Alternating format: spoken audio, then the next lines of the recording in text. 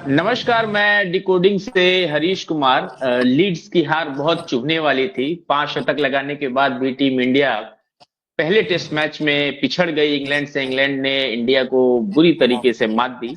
लेकिन हम बर्मिंघम में तैयार हैं पलटवार के लिए। और हमारी टीम की तैयारियां कितनी है इसको बताने के लिए हमारे साथ मिस्टर अंकित कर हैं, जो बहुत दुनिया के जाने माने बहुत बड़े स्पोर्ट्स जर्नलिस्ट हैं और टीम इंडिया के साथ सफर कर रहे हैं। सर, स्वागत है आपका।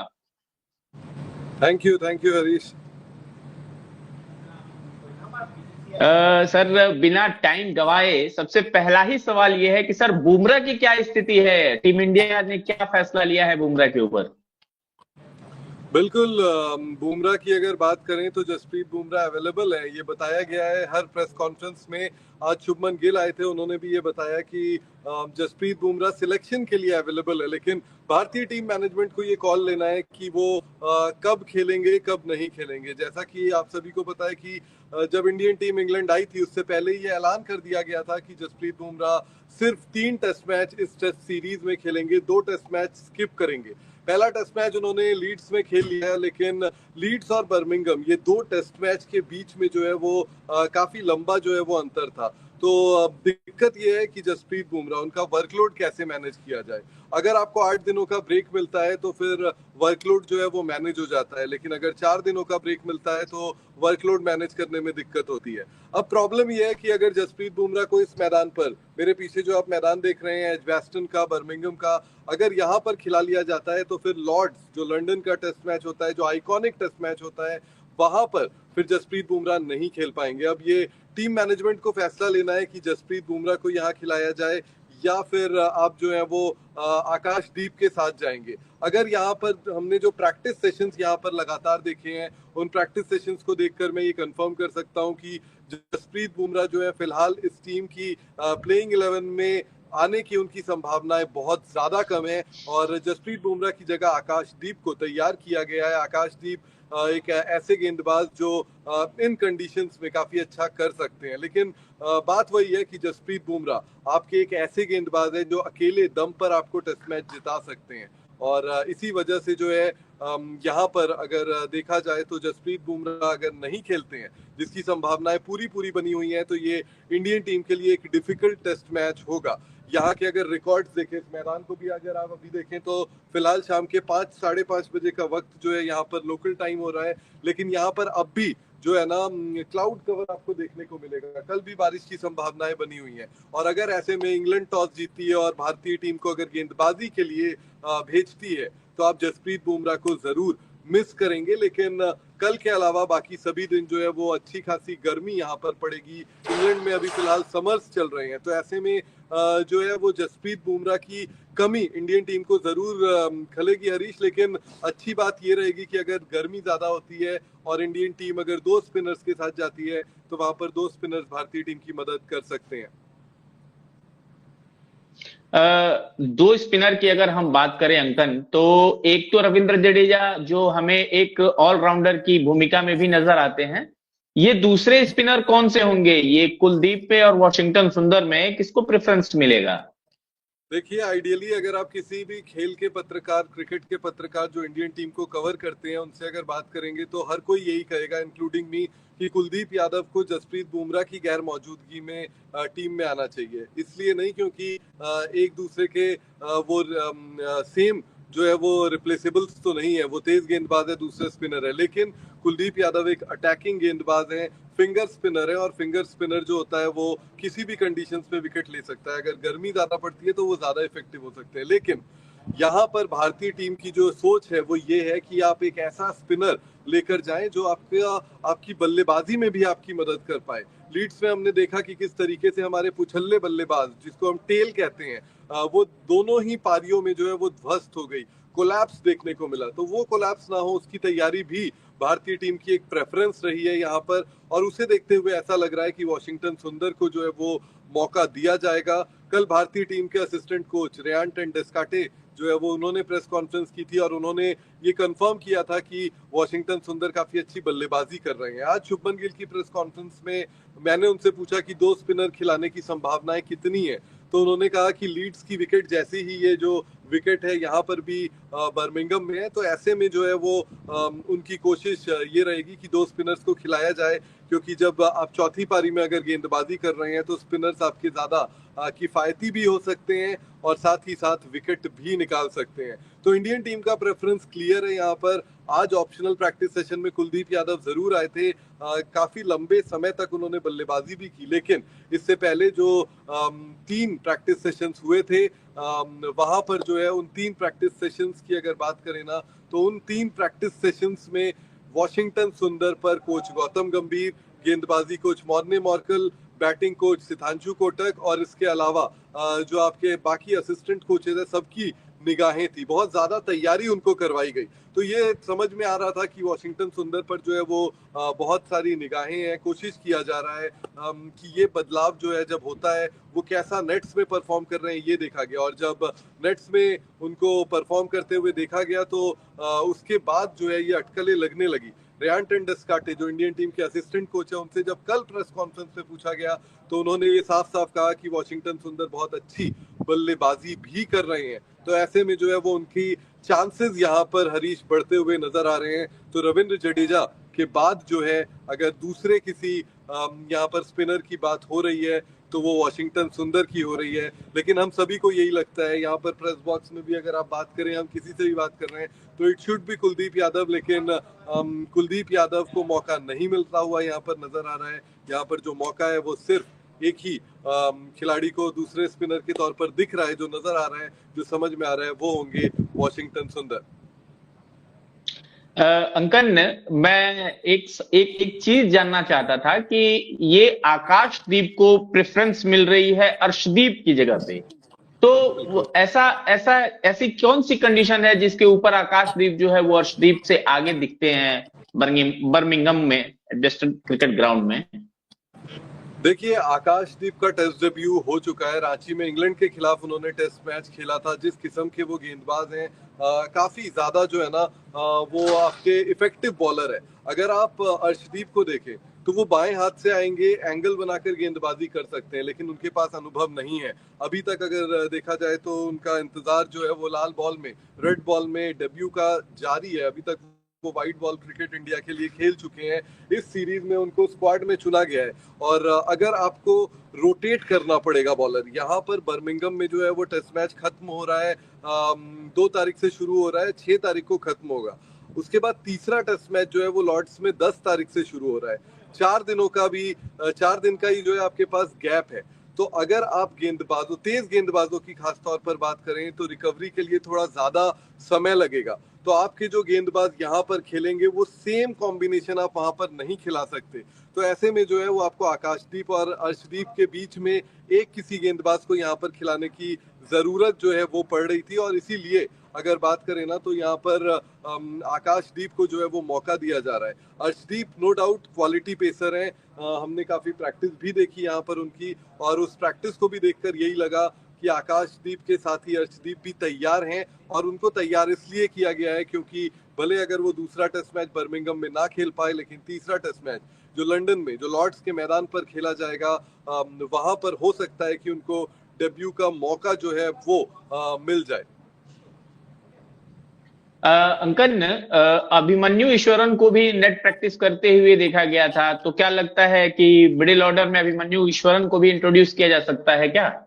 नहीं, फिलहाल जो है वो यहाँ पर जो है ना अगर देखा जाए तो अभिमन्यु ईश्वरन की अगर बात करें तो वो ओपनर है। वो टॉप 3 में आपको जो है वो मदद कर सकते हैं मिडिल ऑर्डर से ज्यादा। तो मुझे नहीं लगता कि अभिमन्यु ईश्वरन को फिलहाल मौका मिलता हुआ नजर आ रहा है, क्योंकि टॉप ऑर्डर में केएल राहुल और यशस्वी जायसवाल और साई सुदर्शन, ये 3 नाम पक्के जो है वो माने जा रहे हैं। और उसकी वजह ये है कि देखिए, स्लिप कॉर्डन जो होता है वो आपका एक टेस्ट क्रिकेट में बहुत इंपॉर्टेंट पोजीशन होते हैं। जब आप तेज गेंदबाज आते हैं तो स्लिप में first slip, second slip, third slip गली जो होती है वो बहुत ज्यादा इंपॉर्टेंट होता है। तो उसकी फील्डिंग प्रैक्टिस देखकर आप 11 जो है ना वो इजीली प्रिडिक्ट कर सकते हैं। हालांकि यहाँ पर बर्मिंघम में इसी जगह पर मेरे पीछे जो आप ये जगह देख रहे हैं, इसी जगह पर जो है वो स्लिप की जब प्रैक्टिस की जा रही थी तब जो है ना वहां पर साई सुदर्शन नजर आए, केएल राहुल नजर आए।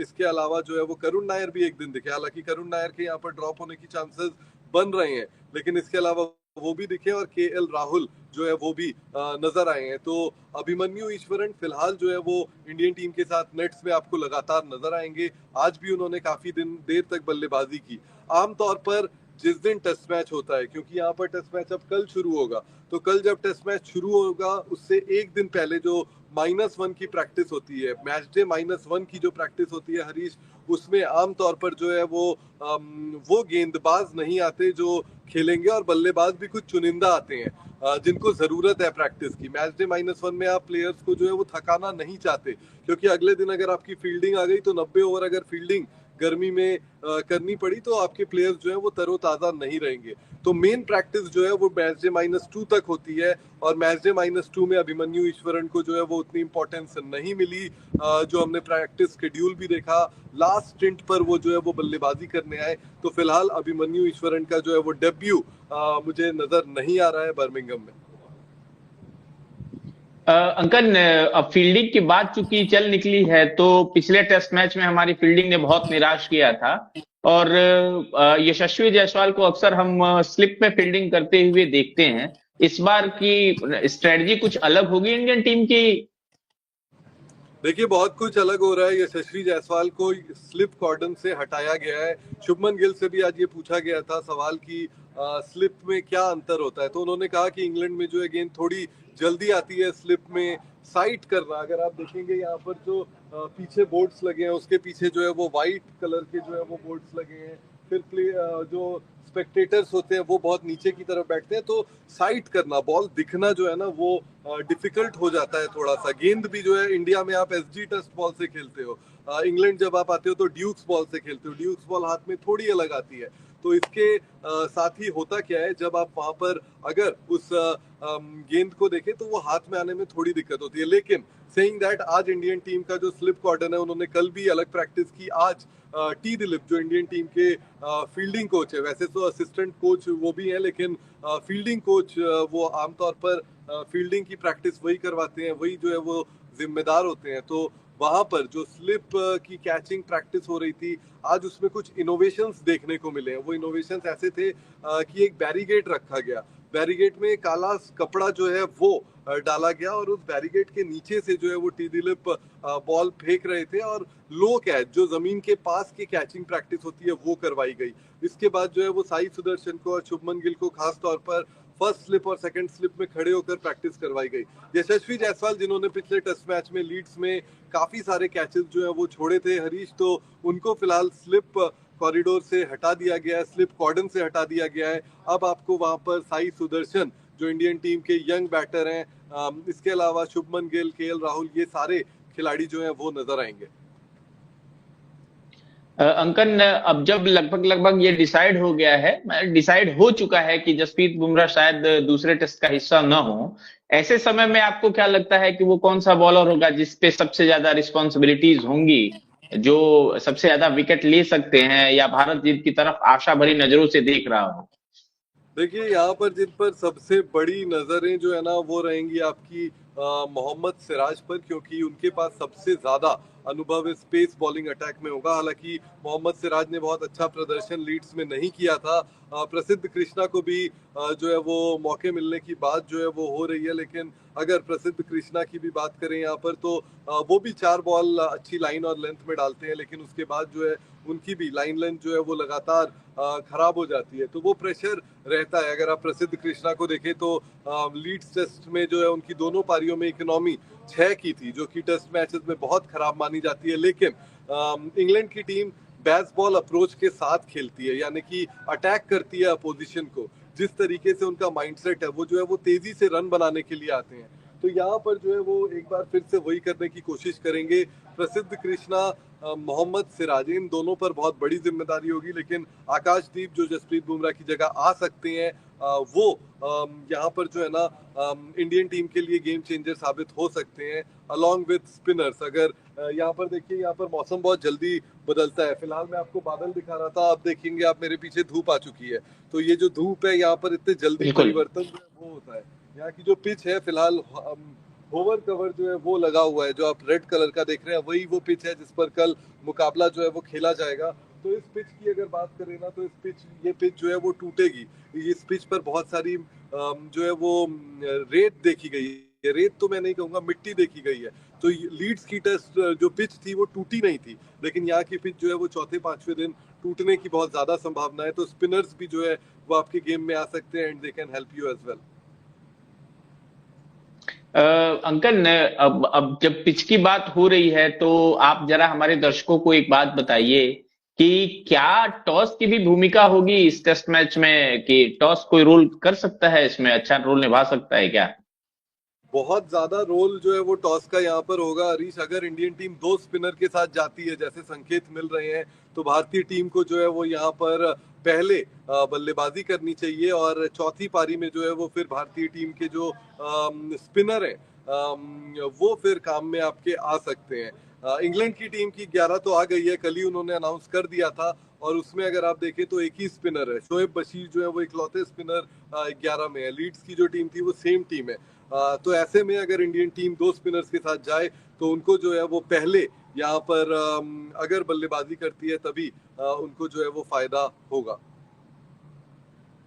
अंकल, समय बहुत कम बचा है, लेकिन फिर भी हम एक आपसे क्वेश्चन ये पूछना चाहते हैं कि पिछली बार जिस तरीके से कोलैप्स हुआ था हमारे मिडिल ऑर्डर का, जिस तरीके से हमारी मिडिल ऑर्डर बिल्कुल कोलैप्स कर गई दोनों ही पारियों में, तो इस बार क्या लगता है कि मिडिल ऑर्डर में कोई ऐसा, मिडिल ऑर्डर को कुछ सीख दी गई होगी, कोई ऐसा बैट्समैन है जो मिडिल ऑर्डर में आके अच्छी बैटिंग कर सके और इंग्लैंड का मुंह तोड़ जवाब दे सके इंग्लैंड के बॉलरों को?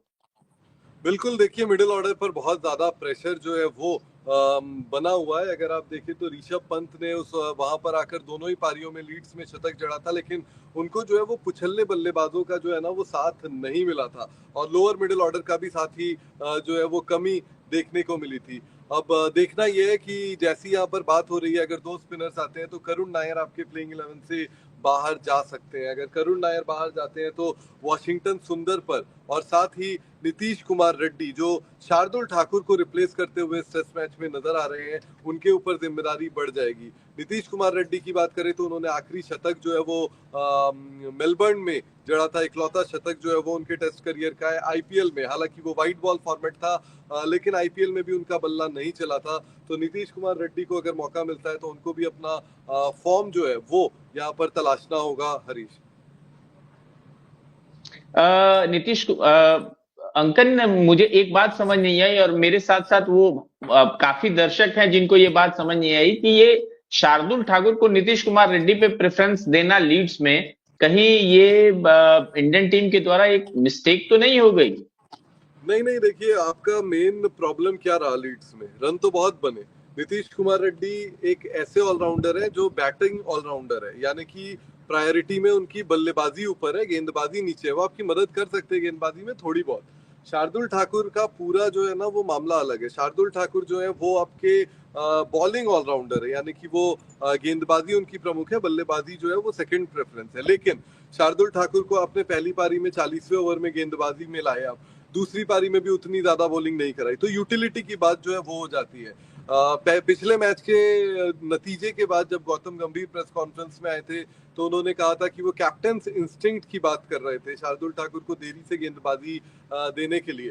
तो ये क्लियर था कि शार्दुल ठाकुर की जरूरत और जिस तरीके का परफॉर्मेंस उन्होंने बल्ले से भी दिखाया, गेंद से भी दिखाया, उनकी जरूरत यहाँ पर नहीं थी। Talking about Nitish Kumar Reddy, Indian team की जो बड़ी परेशानी थी वो 20 विकेट लेने में हम असफल रहे लीड्स में, और इसीलिए हम जो है उस बड़ा स्कोर बनाकर, जैसा आपने इस शो की शुरुआत में ही कहा कि 5 शतक के बाद भी हम हार गए। दुनिया की इकलौती टीम, पहली बार ऐसा हुआ है। वो इसलिए हुआ क्योंकि हमारे गेंदबाज जो है वो 20 विकेट नहीं ले पाए। क्या नीतीश कुमार रेड्डी के आने से गेंदबाजी डिपार्टमेंट मजबूत होता है? इस सवाल का जवाब है नहीं, वो नहीं होता। क्यों नहीं होता? वो इसलिए नहीं होता क्योंकि उनका पहला प्रेफरेंस बैटिंग है, ना कि बॉलिंग। वो बैटिंग ऑलराउंडर है। तो नीतीश कुमार रेड्डी आपकी मदद जो है वो कुछ ओवर्स के लिए कर सकते हैं, बॉलिंग चेंजेस में एक स्पेल आप डलवा सकते हैं, लेकिन आप जो है वो उनसे एक दिन में 20 ओवर की उम्मीद जो है अगर आप करेंगे तो वो धोखा होगा, ना सिर्फ टीम के साथ बल्कि जो 1.25 अरब प्रशंसक हैं हमारे भारतीय क्रिकेट के, जो इतने सारे फैंस हैं, उनके साथ भी धोखा होगा। नीतीश कुमार रेड्डी को एक बेटर जो है ना वो कॉम्बिनेशन के लिए यहाँ पर 11 में लाया जा रहा है, बट अगर आप कंपेयर करें, इंडियन टेस्ट टीम सबसे महान या सबसे बड़ी उस वक्त थी जब विराट कोहली इस टीम के कप्तान हुआ करते थे, रवि शास्त्री इस टीम के पहले डायरेक्टर और उसके बाद हेड कोच हुआ करते थे। उस दौर में भारतीय टीम ऑलराउंडर्स से ज्यादा अपनी बॉलिंग अटैक में विश्वास रखती थी। अगर आप देखें तो वहां पर जसप्रीत बुमराह, मोहम्मद शमी, ईशांत शर्मा, ये सारे पेसर्स जो है वो आपके खेलते थे। तो आपको जो है अगर 20 विकेट लेने हैं तो आपको जो है ऐसे गेंदबाज चाहिए जो 20 विकेट ले सके। आज शुभमन गिल ने भी प्रेस कॉन्फ्रेंस में कहा कि 7 तक बल्लेबाजी अगर हमारे पास हो तो काफी है, क्योंकि उसके ज्यादा अगर हम बल्लेबाजी लेकर जाते हैं तो हम 20 विकेट नहीं ले पाएंगे, और 20 विकेट अगर आप नहीं ले पाते हैं तो आपको अल्टीमेटली जो है वो जीत नहीं मिलती है।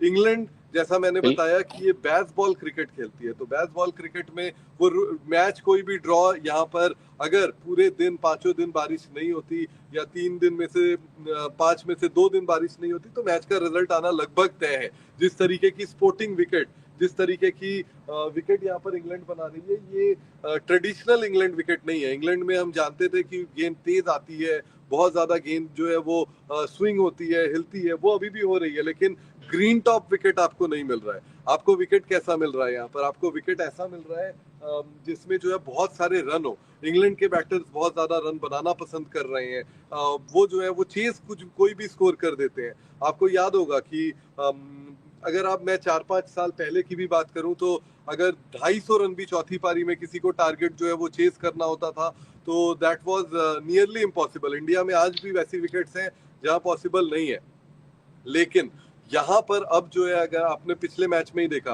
कि किस तरीके से इंग्लैंड ने जो है वो 372 रन जो है वो चेस कर लिए। उससे पहले 378 भी इंडिया के खिलाफ उन्होंने चेस किया है। तो ये माइंडसेट को दर्शाता है इंग्लैंड का, और यहाँ की पिचेस अब ऐसी है जिसमें बहुत सारे रन बनेंगे, और वो ताकत अब इंग्लैंड की है। इंडियन बैटर्स ने भी रन बनाए, लेकिन हमें ऐसे गेंदबाज चाहिए जो विकेट ले पाए। अगर आप 20 विकेट नहीं ले पाते हैं तो आप एक के बाद एक टेस्ट मैच जो है वो हारने की कगार पर जो है वो खड़े रहेंगे। हरीश, अंकन, ये ड्यूक की जो बॉल है, जो रेड बॉल ड्यूक की है, इससे इंडियन बैट्समैन को परेशानी होती है क्या खेलने में?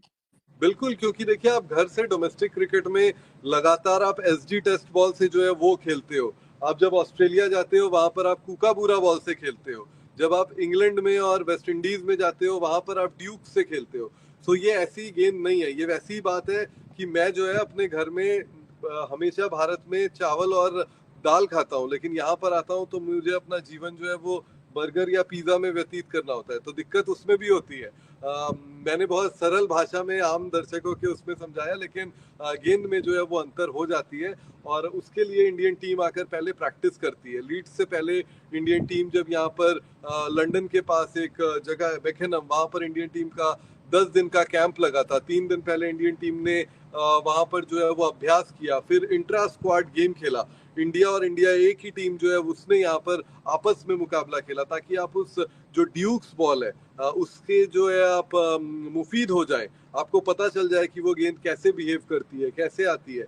देखिए एक्सपीरियंस बॉलर्स या एक्सपीरियंस प्लेयर्स को बहुत ज्यादा दिक्कत इन चीजों में नहीं होती है, लेकिन जो पहली बार खेल रहे हैं, ये युवा टीम है, इसमें कई सारे ऐसे प्लेयर्स हैं जो पहली बार यहाँ पर जो है वो मुकाबले खेल रहे हैं, तो आपको डेफिनेटली इसमें समस्या जो है वो होती है, और उसके लिए जो है ना आपको जो है वो तैयारी करनी पड़ती है। इंडियन टीम ने तैयारी की है उसके लिए, अब देखते हैं वो तैयारी कितनी रंग लाती है। सीरीज में फिलहाल हम 1-0 से पीछे हैं, और उम्मीद यही कर रहे हैं कि 1-1 से ना सिर्फ सीरीज बराबर हो, बल्कि स्टेडियम में जो तिरंगा है ना वो भी हम लहरा पाए, क्योंकि आज तक भारतीय टीम ने इस मैदान पर कोई भी टेस्ट मैच नहीं जीता है। यहाँ पर भारतीय टीम ने कुल 8 टेस्ट मैच खेले हैं, 7 में हमें हार मिली है, 1 टेस्ट मैच ड्रॉ हुआ है।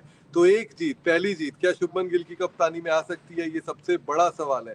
हालांकि ये वो मैदान है जहाँ पर हमने अपना जो है ना वो प्राउड करने वाले मोमेंट्स भी जो है वो बहुत देखे हैं। वो प्राउड करने वाले मोमेंट्स कौन से थे? वो प्राउड करने वाले मोमेंट्स थे 2013 का चैंपियंस ट्रॉफी का फाइनल। इसी मैदान पर हमने इंग्लैंड को हराकर जो है वो चैंपियंस ट्रॉफी जीती थी। इसी मैदान पर, ये वही जगह है जहाँ पर विराट कोहली, शिखर धवन, हर कोई गंगनम स्टाइल में डांस कर रहा था। तो काफी सुनहरी यादें भी हैं इस मैदान की भारत के पास, लेकिन रेड बॉल में आज तक जीत नहीं मिली। उम्मीद करते हैं कि वो जीत जो है वो इस टेस्ट मैच में मिल जाए हमें, और वो सूखा जो इतने सालों का सूखा है, वो सूखा भी यहाँ पर खत्म हो। जी बिल्कुल अंकन, और लॉजिक ये कहता है कि इंग्लैंड जो है वहां लगभग लगभग अजेय रही है वेस्टर्न में, और भारत अभी भी अपनी पहली जीत तलाश रहा है। पर दिल है ये तो हिंदुस्तानी है, और दिल मानता कहाँ है।